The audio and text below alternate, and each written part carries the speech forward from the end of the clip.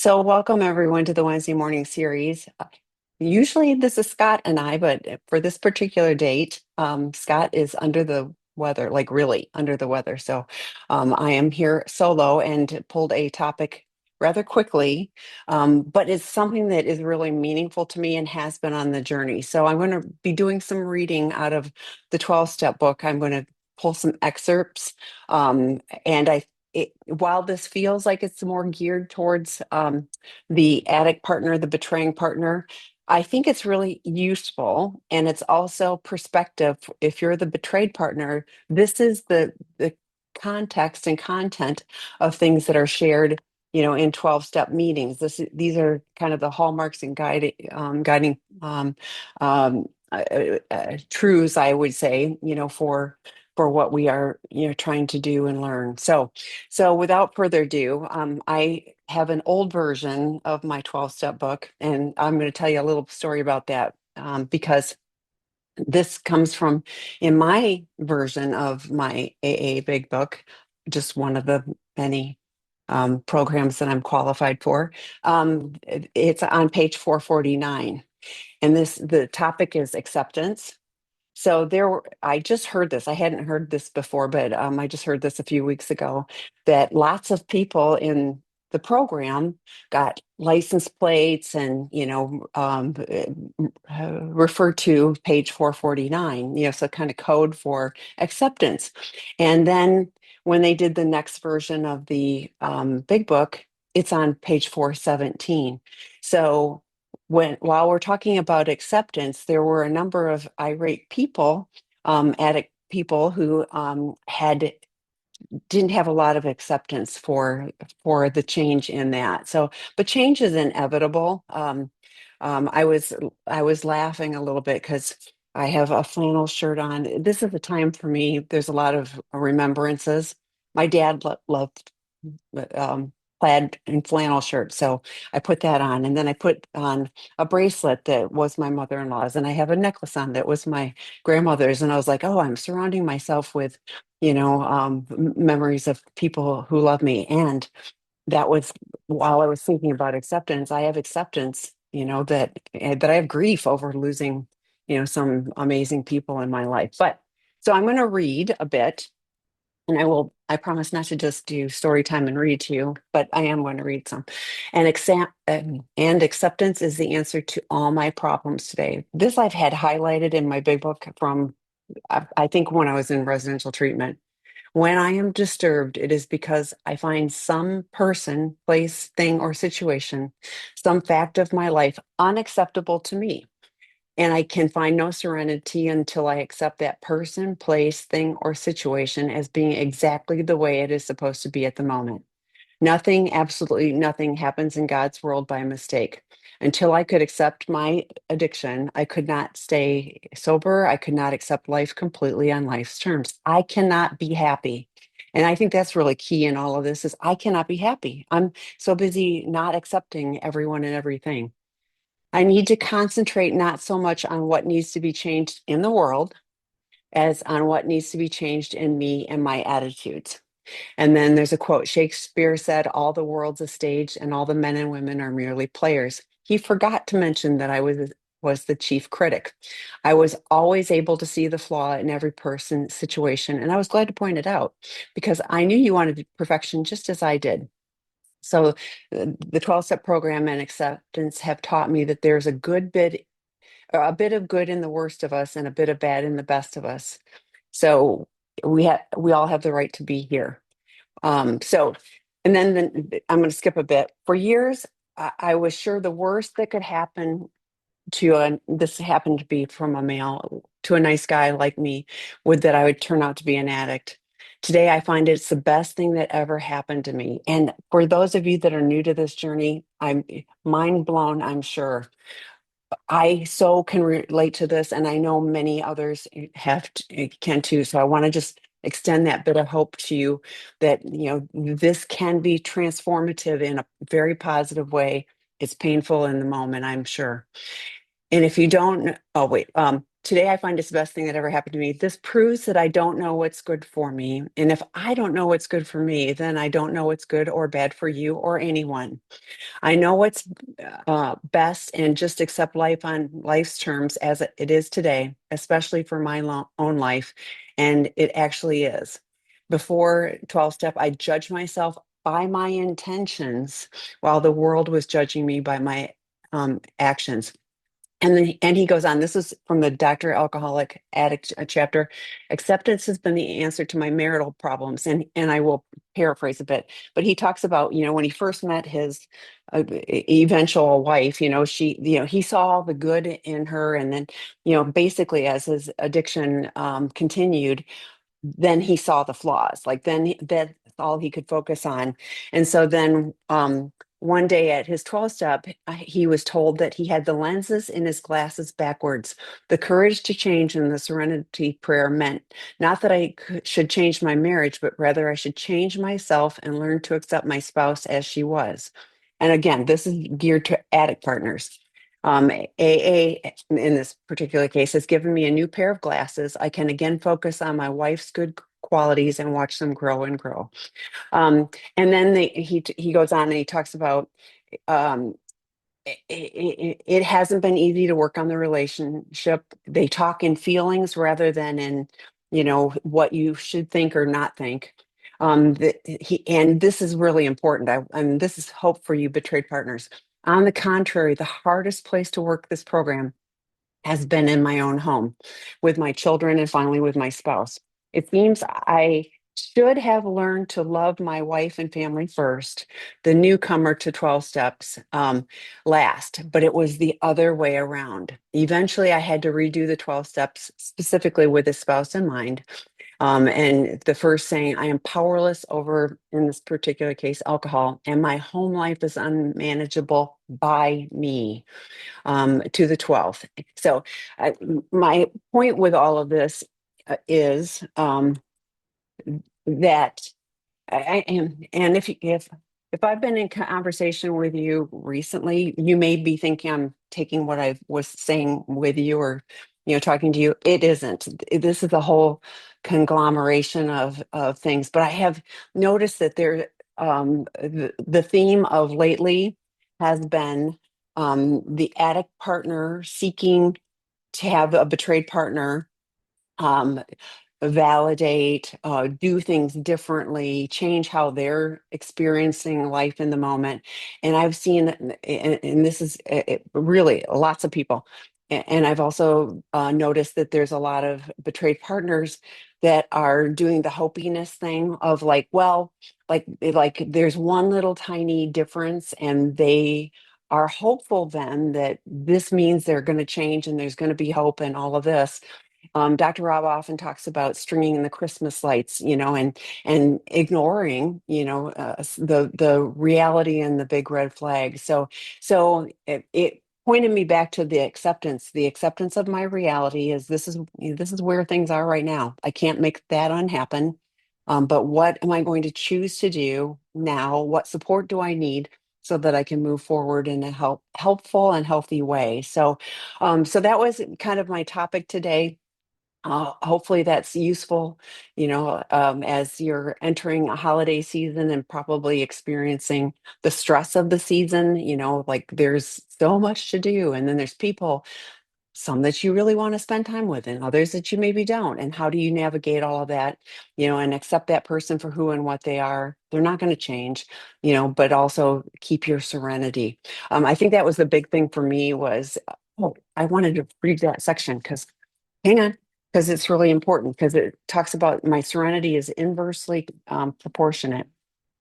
Um, I must, okay, here it is. I must keep my magic magnifying mind on my acceptance and off expectations, for my serenity is directly proportional to my level of acceptance. When I remember this, I can see I've never had it so good.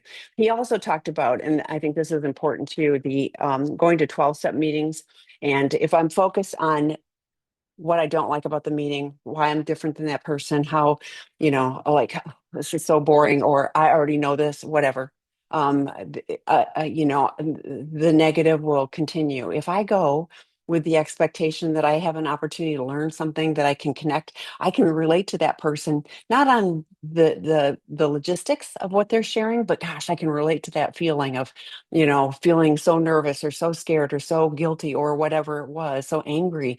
I can relate on those levels. I can always, every single meeting, if I choose to, I can go and I can find out how I can relate to other people. And that connects me in a good way and keeps me in my humanity. If I am always different and I'm, like I don't need those meetings, I don't need those people, and I do, then I will find all of the negative, and I will be in that negative track, which spews into every other area of my life. So that was my topic at the last minute for today. So, um, oh, well, thank you. Yeah. So it's always like, okay, I'm going to do this. I love this topic and passage, Jamie Merritt, and we've had her on webinars and on um, podcasts with Dr. Rob. The acceptance passage in the big book, page 417, again in the fourth edition, and chewed over it, especially the line, acceptance is the answer to all my problems today. During that meeting, our first sponsor, Janet, made it very clear to us that accepting something does not mean that we have to like it. That's absolutely true, or say that it's okay, and that's absolutely true. Acceptance does not automatically mean forgiveness or even pardoning. That's absolutely true. The nuance is critical for survivors of trauma and approaching this 12-step teaching. And it was key in finally helping me get it. And that meeting made it so clear they may never change. Exactly. That they may never see my point or view or admit that they were wrong. I may never feel validated by them or get whatever kind of justice I was seeking during those excessive bouts of over explaining. And that's okay. I have to proceed with my life as if none of them ever of that will ever happen. Thank you for sharing that. That's really great stuff. And I think those are clarifying points. Yeah, yeah, like this, you don't have to like it. Like, I there's a whole bunch of stuff in life I don't like, and it's the reality, and it doesn't mean forgiving and forgetting and pardoning or any of those things. It also does not mean that I have to accept that that's who that person is, and I have to remain in close contact with them. There's lots of levels of my relationships and people who are no longer safe. Well, they probably never were safe, and I just have come to realize it. They are further away from me and interact only on an as needed and very careful basis. So there's lots of, there's a lot of that. The big thing is it's my serenity, and I cherish my serenity. I lived in chaos. I lived in absolute, I created it. But I lived in that chaos, and it was an unfamiliar feeling for me to learn to live in serenity and to have things be calm. And I crave that now. I work really hard at holding on to that. So it is important to me that I recognize that, my thinking and how I'm approaching life, what my expectations are, will impact, how my day goes. I can choose to be mad at every, driver on the road, every person in the grocery store, whatever it is, or I can smile and wonder what's going on for them that they're, have a frown face going on. It's a whole lot nicer for me to just, to have that experience of serenity. I worked hard at it. Like that wasn't like bestowed on me in, a quick moment. That I worked hard for that, but it's something that was really worth, working on. So other questions, comments, other topics, feel free to type some in the, I'm going to leave these in the Q&A, but if you've got questions about this or something else that's coming up for you around the holidays or just coming up, please put those in, because otherwise this will be very boring.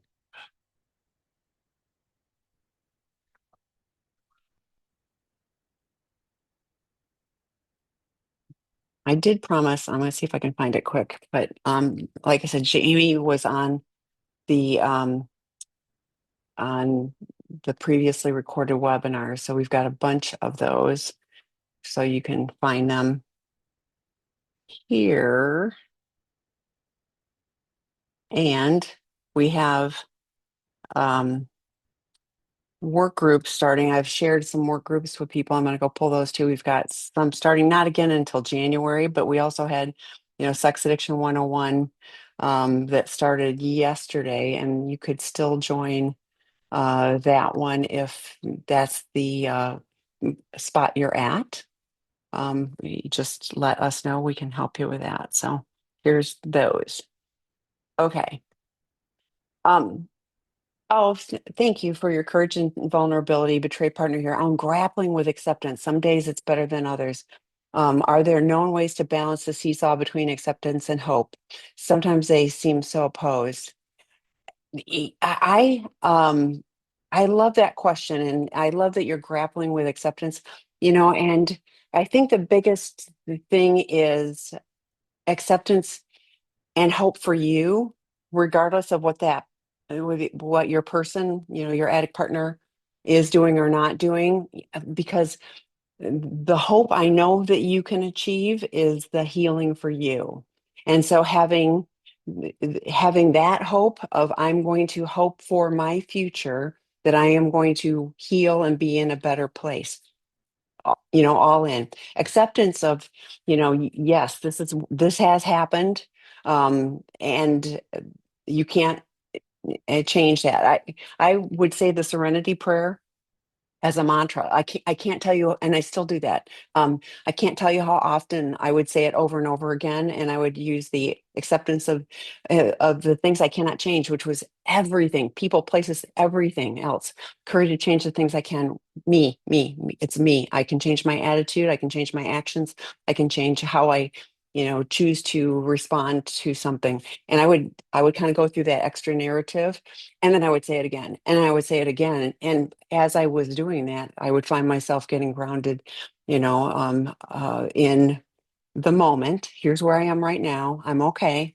And what do I need to do to move forward? So, but yeah, but it is a struggle of, of knowing where you're at. But I think if you can focus your hope on your healing, having I'm watching what this person is doing, and I see breadcrumbs, and there can be some hope, for that. But if you really lean into the hope that you can heal, I know for sure partners that are willing to do the courageous work, and and take care of yourselves, you can. So lean into the support resources for you, with all of this. And there's going to be moments where, things are better than others. Debbie McRae, who, she will be on Friday. But, she, talks in her journey about having her tribe of people, the people that could support her when she needed the person that was going to go, okay, here's where you are, or the people that need, she had a person for the warm and fuzzy, like find your people that can support you and where you are and give you what you need, in that moment. Um, your ASAM certified doctor put you on Zoloft. Is that a good idea? Your ASAM certified doctor is way more qualified than I could possibly be for that. And I think it's fair to ask, what is the goal? Is it how long, is this? Is it helping? If you're finding it's helpful, but your ASAM, so ASAM is American Society of Addiction Medicine. They have like the whole credential, and they can actually prescribe medications. I do not. So every person needs to make choices. I think it's always making informed choices, but I like that it's your ASAM certified doctor versus your general practitioner. That matters to me, and I think is, if you're the person that has been struggling with chronic, compulsive behaviors, it's important that your doctor know that. If you're the betrayed partner, it's important that your doctor know that, there can be some things where like medication can be helpful for a period of time, and then you don't need it anymore. And then there's other where this is a chronic thing for you, and you need to be on like, but yeah, ask your doctor, what the goal is, what you should what you should be experiencing, what you should be noticing, and what the treatment plan is. Like, is this, a long-term thing, et cetera. So, and again, way out of my league, but I know that there are some medications that you kind of get used to it when, and so they do some adjustments along the way. So, but if it's helping, like that could be exactly what you needed in this moment. Okay, next one. I am relatively new to all this. I don't really understand what love addiction is, distinct to sex addiction. I have always been listening to a lot. I've also been listening to a lot of podcasts which distinguish addiction from compulsion. Sorry if this is off topic, but it is relevant and I would love to understand more. There's no topic. So yeah, no, I'm so glad you're here. I'm sorry you need to be, and I'm glad you're asking those questions. So and there's different there's some different philosophies out there about love addiction. We treat sex addiction, porn addiction, intimacy disorders. All of them kind of end up in the intimacy disorder. We have people that limerence and fantasy and all of those things. They're still an intimacy disorder. So the label, it can help. It really makes a difference if you're working with qualified professionals who understand this work. That's key to this. You don't want your general practitioner. Like the last question, I love that somebody that's the American Society of Addiction Medicine, they understand addiction and all of these other things. So Dr. Rob has talked about love addiction as like the graduate level of sex addiction. You know, it isn't that you love someone too much, it's you're doing it as a manipulation. You only are in it until you get them, and then you tire them and go on to the next person. So there's always that manipulation. It isn't about being in a relationship. I've had a number of partners perceive that they were love addicts, and when you break it all down, that wasn't, I was like, are you in relationships and trying to hurt people? Are you only doing it? No, no, no. They just love somebody a lot. And there's brokenness in that person. And then they're taking on the pathology of, I'm a love addict. But if there's problematic sexual behaviors, if there's compulsive sexual behaviors, some people don't like the term addict. To me, I was like, oh, thank goodness. Like, there's a reason why I'm doing all these crazy things. So it was freeing to me. But there are some people that resist that. In the World Health Organization, the ICD-11, the language is about compulsive sexual behavior rather than using addiction per se. So I look at it all as there's problematic sexual behavior, there's compulsive behaviors, there's continuation despite negative consequences. On the Seeking Integrity website, on the homepage, you'll see a quick little quiz. I think it's only 8 questions. It's not what we use for, the comprehensive work, for clients that are coming to our residential treatment program. But, it can help give you, the scale of things. That said, like we have a difference in the work groups. Sex Addiction 101 or Porn Addiction 101. We had one work group.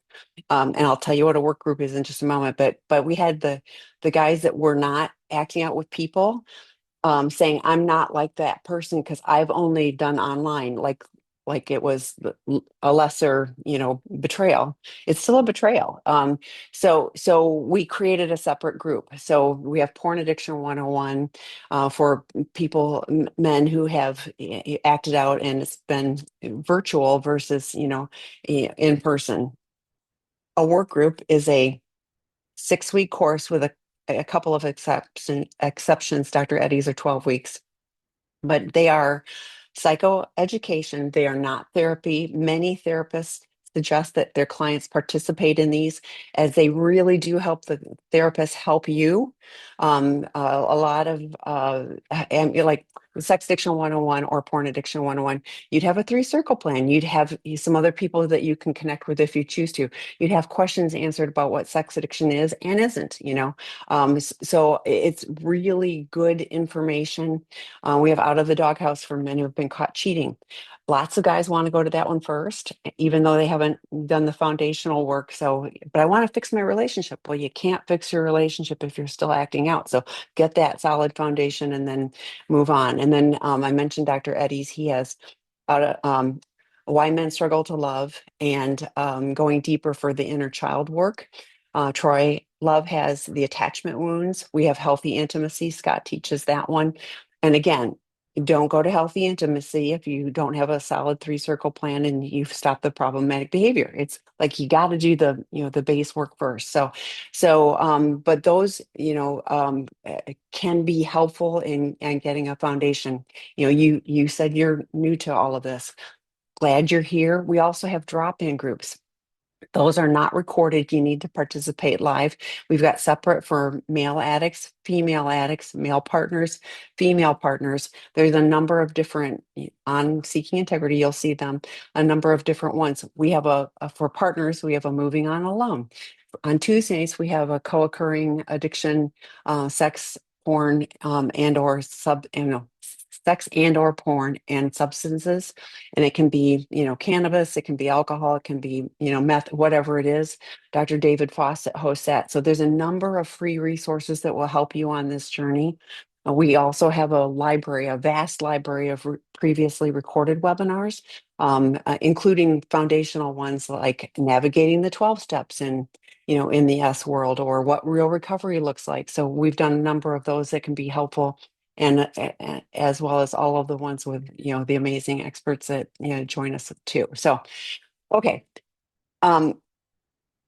So let me see. So hopefully that is helpful. Um,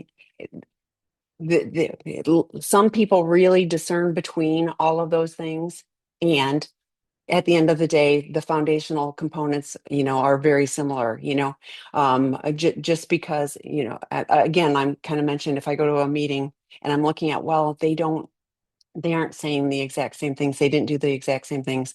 But if I'm going, wow, my relationship is a mess. All of these things have happened that are challenging to me. And I've earned my seat here. So keep coming back. Lots of things that can help you on this journey. Okay.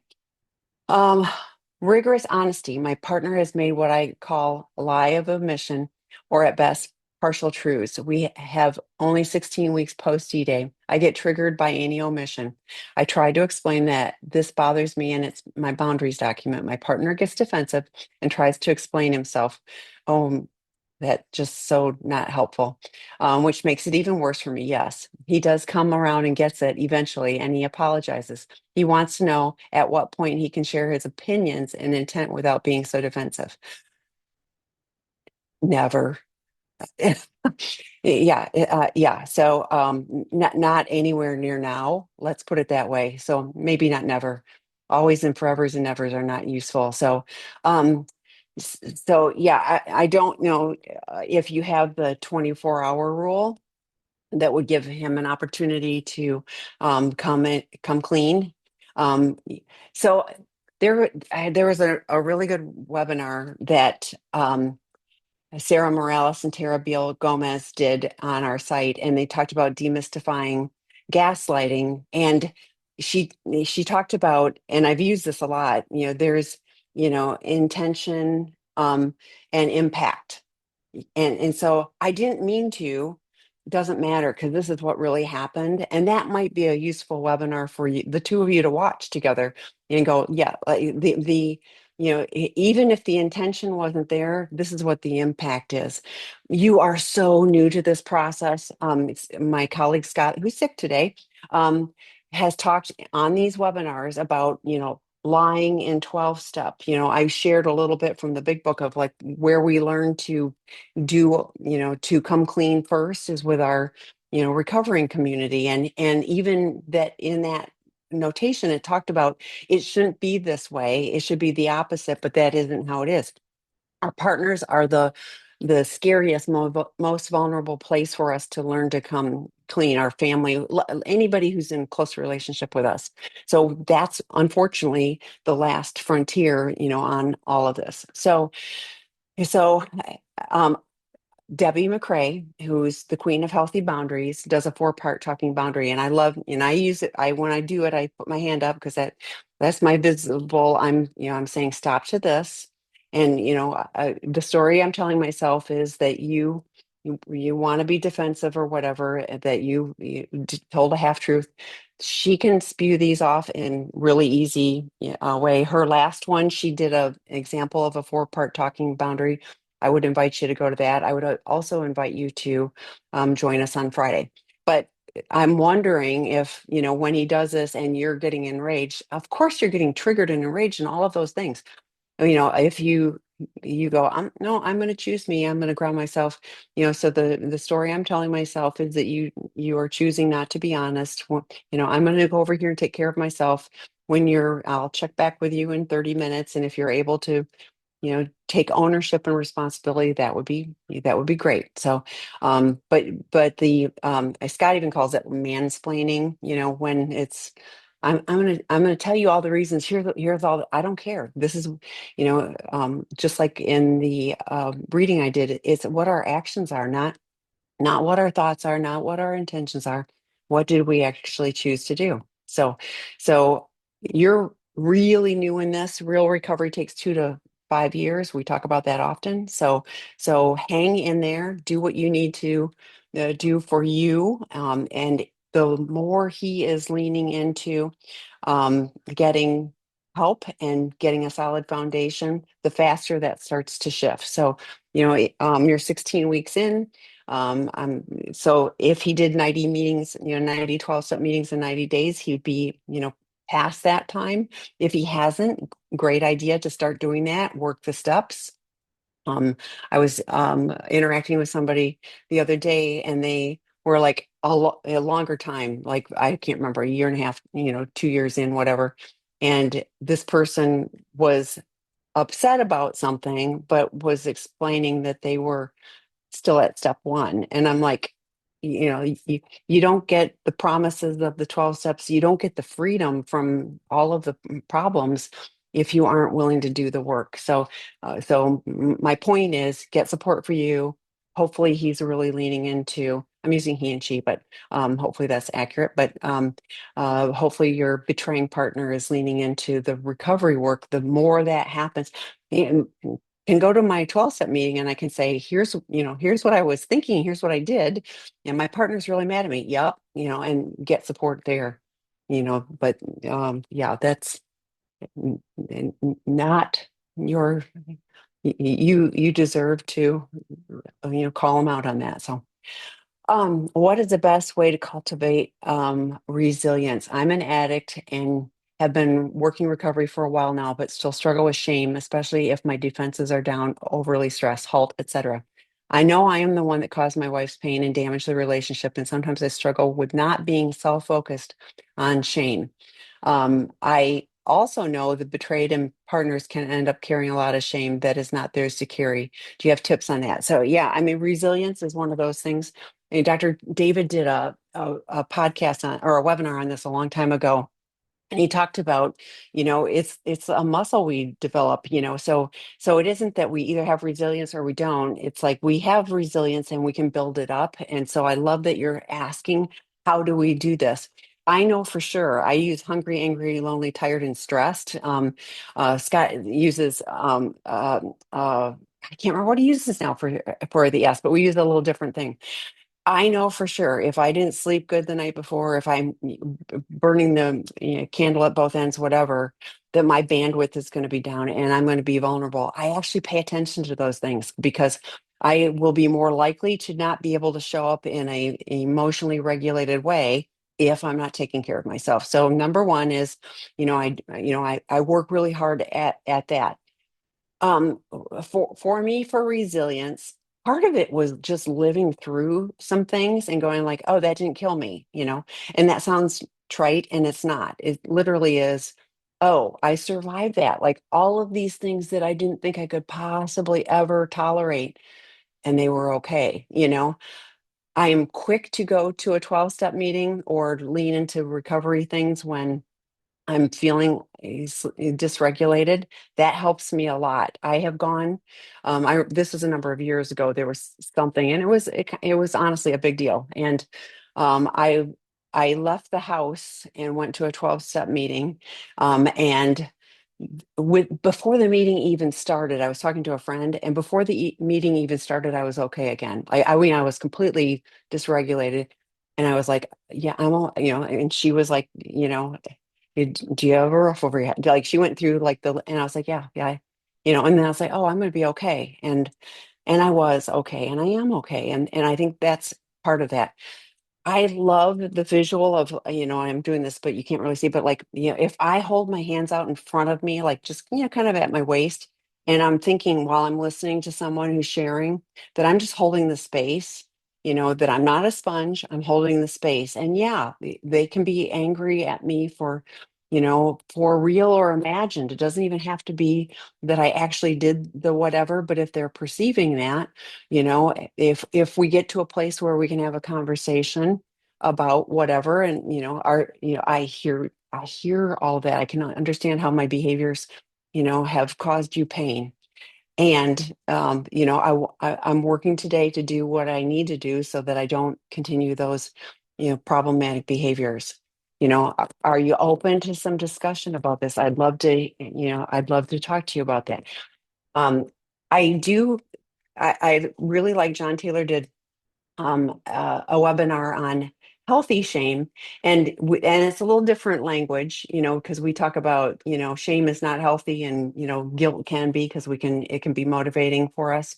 um, I hear often of partners holding shame. Sometimes it's because they stayed, like, what's wrong with me that I stayed. And I and that's a hard place for a partner to be in. Sometimes it's the shame of what the addict partner has done, the betraying partner has done. And yeah, and none of that gets useful. If it's like I'm going to be motivated to not stay stuck in that place because this doesn't feel good, great. But if it's I'm just getting sucked into all of this, the what's wrong with me, a bit again, like, what is my focus? What is my goal? You know, um, a lot of times it's like I literally, I live in Arizona. It's cold here right now, but I'll take my shoes off and I'll put my feet on the ground and just feel grounded, and doing those kind of things. Go, yeah, I'm going to be okay. I am okay.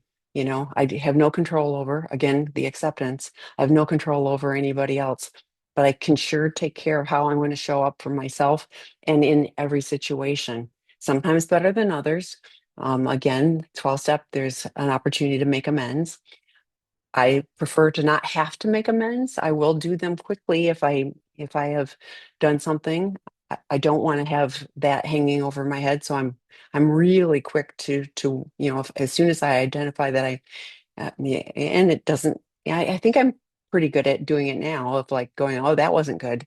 But if there's something, um if somebody brings something to my attention, I would absolutely want to work on that. And I would also work on taking ownership that my behaviors were the problem. I'm not the problem. I really discern the difference with that. I think that's what addiction has helped me to be able to do, is to go, my behaviors, my thinking, whatever. But I love Troy Love's work. I love working with him. I'm going to tear up right now. But it's like I deserve love. I am fundamentally a good person. I have chosen problematic behaviors. They were a maladaptive coping mechanism. I am learning today to do things differently so that I don't continue down that same path that hurts me as well as everyone else. So if I say focus on that, of like, I'm ultimately working towards being better. I shared in a webinar not too long ago that, it's November is my 12-step birthday. And I often extra reflect, at that time. I try to reflect regularly, but at that time, and I kind of go, I like myself better now than I did 2 years ago. And if I continue this path, I can continue to grow. I've arrived, with this. I don't ever I'm recovered. I'm not, I'm on a journey. I'm on life's journey. But this just gives me the tools to be able to do life in a much better way, rather than causing chaos. Um, oh, that should have said shame resilience. Yeah, okay, thank you. That is, I wasn't reading ahead, sorry. Okay, this one is my husband is coming to your residential treatment program. Shortly after D-Day, all I could feel for him was anger. Now, after much researching the issue of sexual addiction and thinking over our 30-year history, I find myself having more compassion and hope for the future. His fear of the journey ahead is palpable as his desire for change. I find myself being afraid along with him, and I so hope he has a positive experience. He's done what he's done, but he still has a huge part of me. Take care of my boy. I promise we will, and I will share. Like you said that, and I immediately flashed back to my journey to treatment, and it was decades ago. And I still remember sitting in the car, and I wanted to stop at every I wanted to create lots of reasons to stop. I was scared, scared, scared. And my dad wrote me a note, and it happens to be right here because it was in my big book. And he was talking like he tucked it in my suitcase after. And so when I got to the program and they got all checked in, and I was in my room and I found it, and he's talking about what a strong person I am and all of this. And I remember sitting there thinking, Dad, you don't know. You don't know. I have tried. I am out of options. And that I think was my saving grace, that I was willing to get the help. I knew I was out of answers. Like everything I had tried didn't work. So if he's willing to come, I understand both of your fear about that. And I will tell you, look at the endorsements that are posted on our website, because those are from people who have gone through the program and wrote unsolicited. They wrote and shared how it has changed for them, including partners. And that can be him and you as well, if he's willing to do the work. And I hear he's coming, he's scared. That's a good thing. Somebody coming, with a little bit of fear, but also the willingness to do what is necessary. There is hope for that. And again, like I said earlier, regardless of him, you absolutely can heal. Your healing can happen, even if he's, doing a little bit of the, two steps forward, one step back. And I don't know what his journey will be. I didn't know what mine would be, so, but I was willing to do the work. They told me that there was help. They were right. I listened to the people that gave me, the information and helped me during treatment. I connected. I followed what they told me to do. They told me to connect with other people. I did. They told me I had to make my recovery fun, otherwise I wasn't going to make it. I did. I have lots of fun. I have better fun because I don't cause all of the problems. So hold on to that, and you'll have support while he's with us as well. So lean into that as well. So, but I'm glad he's choosing to get help. Okay. I'm having a hard time over Christmas. My chosen family have largely told me that they can't stand by and watch me in what they see as an abusive relationship with someone whose behavior has damaged my mental health. I understand where they are coming from. Some have said they are happy to stay friends, but they don't want to hear about my hard time due to relationship things because it's too painful, exhausting for them. Others have completely drawn away. I can't tell my friends what is going on because they will say it is unhealthy and I need to leave, and I can't take being judged anymore. I feel so isolated and alone. When I talk to my partner about it, he points out that we have too many heavy conversations, and as a result, he needs space and he is exhausted due to all of this and his efforts in 12 step. While I need connection, I feel so isolated. Coming to drop in meetings feels at least I'm not alone, but I still feel so isolated, sat at home alone. Okay, so Tara Lynch did a webinar with me on Monday night. She wrote the Orange Post-it. I do, like, listen to it, take what you need, because she talks about her journey, and hers was a journey. And she said, I needed more than one friend because it was exhausting to my friends and family. And she was careful about who she told. I would so encourage you, get some phone numbers of the people that you're in those drop-in groups with, because they are, I sub in on those. They're quick to share. You can reach out to me. find the people that you can connect with. And I get, it is hard for family and friends to see things, and they see things, differently. You're in the situation. Only you know your journey. Only you know what where you're at. We did a series called Should I Stay or Should I Go? And I suspect from what you're sharing, if you did the 10 questions that Kristen Snowden shared on that, you would have, I'm 80% in, for this relationship. And again, we talk about, like, the addict partner does need 12 step, does need their things. I have shared a number of times too. Can you schedule times when the two of you talk, so that there aren't all kinds of heavy conversations? They're limited to 20 minutes. You can journal about what you're looking, what is the goal? It kind of like, we're having a meeting for work, and we want to, we have a project, a goal, and we want to, come to that. Um, the isolating, I wonder about, are there hobbies that you used to do or that you would like to take up that have nothing to do with this or the relationship? Often partners find that, like the betraying partner, the betrayed partners find that their life has gotten small, and all of their, connection points are with the person that has betrayed them. So, are there, groups or organizations or interests, a book club, a pottery class, a whatever, I don't know. But I'm wondering if, rather than being at home and alone and isolated and living in this soup of this, that there are some other things that you could do,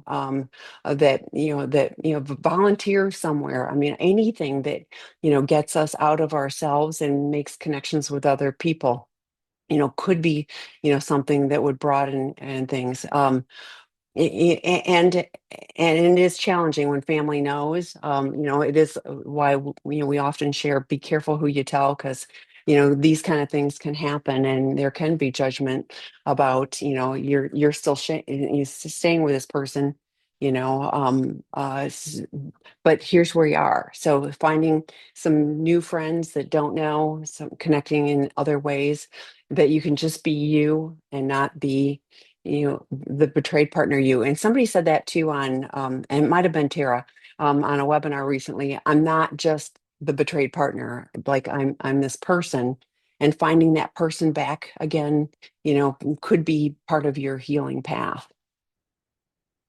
Okay, let's see.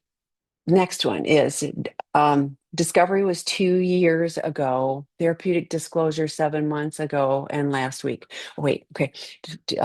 And okay, so you had two of them. I decided to do a therapeutic in-house separation, due to his lack of active recovery, no consistency set appointments, has not done any of the steps despite SA meetings.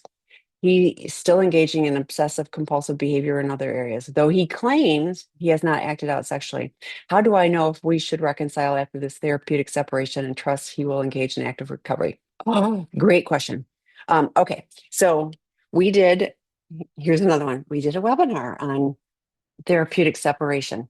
And if you don't have CSATs involved and you don't have a plan, then it's just a separation. And it can be in home, but it's not therapeutic. So I would highly encourage the two of you to watch the webinar together. It was Dr. Stevie Hall and Lindsay Stanley, and they wrote a workbook.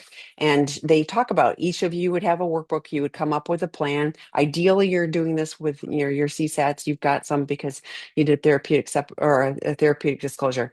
So talking about what is the plan, what do you need to see, and then you'll know what do you need to see, for to see him in active recovery. We'll also talk about, Debbie McRae. I said she's going to be on Friday. Come join and ask that, those questions, with her too. His claiming, like, I talk all the time, if lips are moving, it's probably lies. What are his actions? It's been 2 years and he's not doing the steps. He's going to some meetings. Well, that's just called warming a spot. Like, lots of people go to meetings, and you're probably good for that hour. Just not doing the problematic behaviors that we weren't supposed to be doing in the first place is abstinence. It's not sobriety. It's sure not recovery. So our actions have to change. Our focus has to change. in order to be on a recovery path. We have to be willing to do the work. It doesn't come just because we quit doing a problematic behavior. And you said there's other compulsive behaviors, and if we're substituting, like I said, I I have a variety of maladaptive coping mechanisms. If a little is good, a lot is better, and I don't care what you talk about. Like that's where my brain goes, and it has shown up in lots of areas of my life, and I've had to look at all of those areas. One of them is food. I know for sure if I'm standing at the pantry and I'm or at the fridge and I'm looking in and going, what, I'm going like, well, am I really hungry? Because if I'm hungry, I need to eat. If I'm just looking for something to manage my feelings, that's a whole nother thing. And I need to go, address that in a different way. So what I hear is you absolutely can tell, because you can tell with his actions right now that he is at best barely checking off any boxes, but he's still engaged in problematic behaviors. His claiming is not helpful. Like, that would be the story I'm telling myself is you're saying you're abstinent from this, but you're not doing any of the recovery work. Recovery is a very different path, than just not acting out. So I would, so I'm going to go back.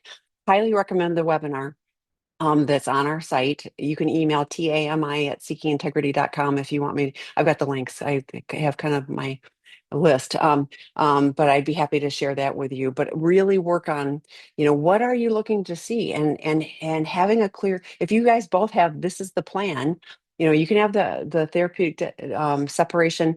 I was a little surprised when they talked about there isn't within the therapy world really a lot of information about therapeutic separation. And B, they said a minimum of 90 days, that was contrary to what I had previously perceived. So I think it's really important to have very clear expectations and boundaries about what that is and what each of you are doing, for healing. So what are you choosing to do to take care of you, grounding, connection with other people, etc. We've got the betrayed partner work group starting again in January, as well as the boundaries one, and what is he, what are the expectations that he will do, to put in the effort for recovery. And if he's not meeting those, then I think you've got some really clear information. And again, we did a should I stay or should I go?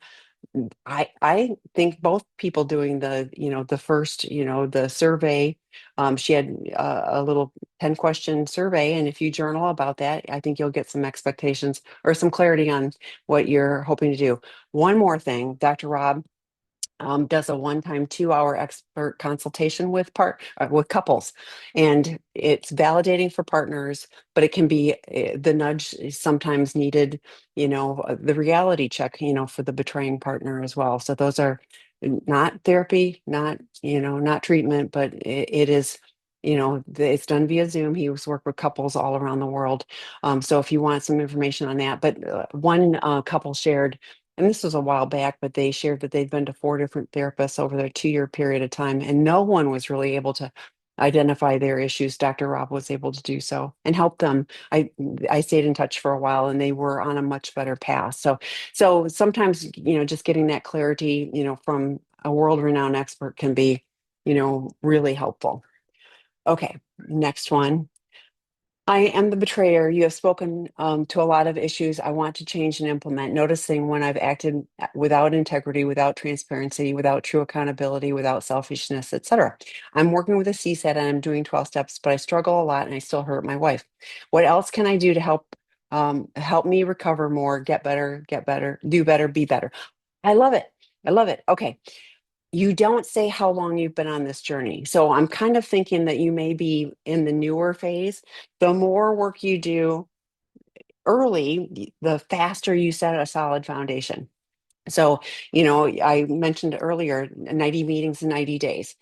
That's a great starting point. So doing the 12 steps, I don't know what step you're on. I mentioned earlier that somebody was, I'm going to say, frittering around with the 12 steps and they were stuck at step one. I was like in the email that they wrote, and I, like, they knew me, they'd watched these things. So I said, you wrote to me You know how I am. So I'm going to tell you with care, what I'm reading in this. It's like, I can read that your life is unmanageable. Like I don't understand why this person was stuck at step one. I can read that their life is unmanageable in what they shared. So part of it would be, where are you? I share often. I love the 12 steps. They saved my life. The steps 4 through 9 are the housekeeping steps. If you haven't done steps 4 and 5 yet, I would encourage you, make a commitment to get that done.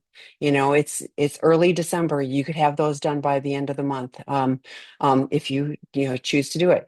The more you lean into this, and here's another one. Dr. Eddie shares all the time, slow everything down, and I think that that's so true because we're quick to react, and that does not help us act and choose. And so having the ability, in 12 step we talk often about first thought wrong. It gets better. Like that is not how I am now, but that was, I checked in with my people. Like I checked in, I would tell them, here's what's going on, here's what I'm thinking of doing. And sometimes they would say, that's a great idea. Other times they would go, have you considered?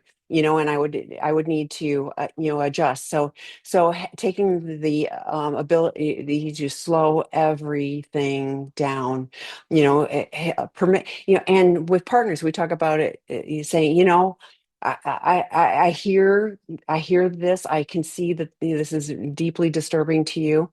I need to take a few minutes to get grounded. Is that okay? Can we meet back here and, whatever, because I want to hear this, but I want to show up in my best way. And a partner may not be happy with that, but that would be a change. And if it worked and you were able to be present, and stay present, for the conversation. And then there's other things where you can go, okay, this is a higher level. We need to level this up and go see our therapist about this because we're not, we're going to get stuck on this. So, but I promise you, if you do the work, like I said, I know that I'm making progress, and I keep seeing the progress over time, because I continue to be willing to do the work. So if you are, but this is living a completely different way than the way we lived before. So we have to be willing to give ourselves some grace while we're doing it. We have a program that helps us make amends, and we have a program and people that can help us learn to do things differently. So I'm telling you, great, you're on the right path. Lean in, do more, and things will shift. Even if you can go, wow, a month ago I would have done that differently. I'm happier with, still room for improvement, but I'm happier with what I'm, how I showed up in that moment than how I would have done in the past. And those can be encouraging, as we're moving forward as well. So, okay. Um, Thank you, Tammy. You are most welcome, and I'm glad he's coming. Okay, thank you for everything you were saying. It is really challenging, but I really needed to hear everything you were saying today. Thank you for being straight talking. I really appreciate your time and wisdom. This is a lifeline. Thank you. And I do tell people I am a really straight shooter. I am always in I want you to get the help you need. I want you to be on a journey that's going to be meaningful. I know thousands of people who are in recovery and living a very different life. I know for sure that if I didn't have this recovery program, I'd be dead. But I also know for sure that this has given me the tools to be able to show up and do life in a different way. I live a good life. I'm not incarcerated. I live a good life. I work hard, I worked really hard initially, but I continue to maintain that. I don't rest on my laurel. So I'm grateful you're here. Thanks, everybody. And thanks for the information about Jamie Marich's. That was really helpful too. So this recording will be posted. And as always, if I can be of help, let me know. Thank you. Bye.